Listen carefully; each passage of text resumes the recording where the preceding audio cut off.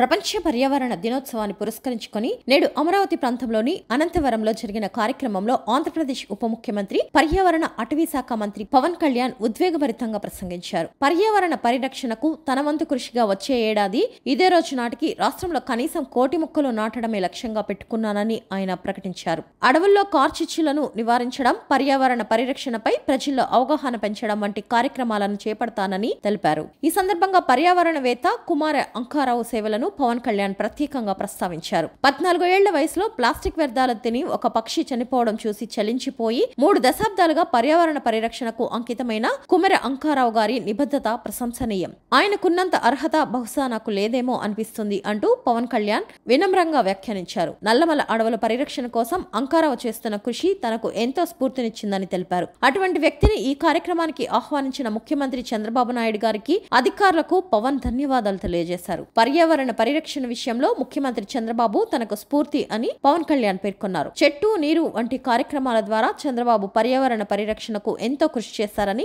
ఆయన మార్గదర్శకత్వంలో పర్యావరణ మంత్రిగా తన బాధ్యతను సమర్థవంతంగా నిర్వర్తిస్తానని చెప్పారు. ప్రస్తుతం అటవీ పర్యావరణ శాఖల బాధ్యతలు నా వద్ద ఉన్నాయి. వచ్చే ఏడాది అదే సమయానికి 1 కోటి మొక్కలు నాటడమే కాకుండా అడవుల్లో కార్చిచ్చులను అరికట్టి గొర్రెలు, మేకల కాపరులను అవగాహన కల్పించి అడవుల నరికివేతను తగ్గించి అప్పుడు మరింత అనుభవంతో మీ ముందుకు వచ్చి మాట్లాడతాను అన్నారు పవన్ కళ్యాణ్. చెట్లు మన జీవితంలో ఎంత కీలకమో వివరిస్తూ, ఒకప్పుడు ఇళ్లకు దారి చెప్పాలంటే మర్రి చెట్టునో గోరింటాకు చెట్టునో ఆనవాలుగా చెప్పేవాళ్ళం. ఇప్పుడు ఆ పరిస్థితి లేదు. చెట్లు లేని జీవితాన్ని ఊహించుకోలేం. ఇవి కేవలం పక్షులకే కాదు, ప్రతి ఒక్కరికి ఆధారమని పవన్ కళ్యాణ్ గుర్తు చేశారు. ఆంధ్రప్రదేశ్ లో 50% పచ్చదనం సాధించాలన్న ముఖ్యమంత్రి లక్ష్యాన్ని చేరుకోవడానికి తన వంతు కృషి చేస్తానని ఆయన స్పష్టం చేశారు. ముఖ్యమంత్రి మా అందరికీ రాష్ట్రంలో 33% కాకుండా 50% అటవీ విస్తీర్ణం ఉండాలని లక్ష్యం నిర్దేశించారు. ఆంధ్రప్రదేశ్ ను పర్యావరణ పరిరక్షణలో, అటవీ సంరక్షణలో, నగర వనాల్లో తలమానికంగా నిలపడానికి మనందరం కృషి చేద్దాం అని పిలుపునిచ్చారు. ముఖ్యమంత్రి ఇచ్చే సూచనలు, సలహాలు స్వీకరించి